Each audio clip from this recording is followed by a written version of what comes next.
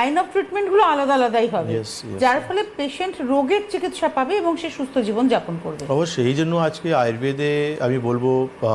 লোক খুব বেশি এখন কিন্তু চেঞ্জ হয়ে আয়ুর্বেদে হাত ধরছে, কারণ একটাই রয়েছে, আমরা যখনই আপনি একটা আয়ুর্বেদিক ফিজিশিয়ান কাছে যাচ্ছেন, আয়ুর্বেদিক ফিজিশিয়ান সবসময় চেষ্টা করবে জানার জন্য যে কী দোষ ইনভলভ রয়েছে, কী ধাতু ইনভলভ রয়েছে, প্রগতি কী আছে, আপনার অগ্নিবল কেমন রয়েছে, ধাতু কি ইনভলভ রয়েছে,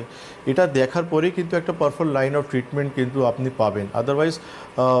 যেটা আমরা বলি যে যা কমনলি আমরা দেখি যে ব্যথা আপনি বলছেন,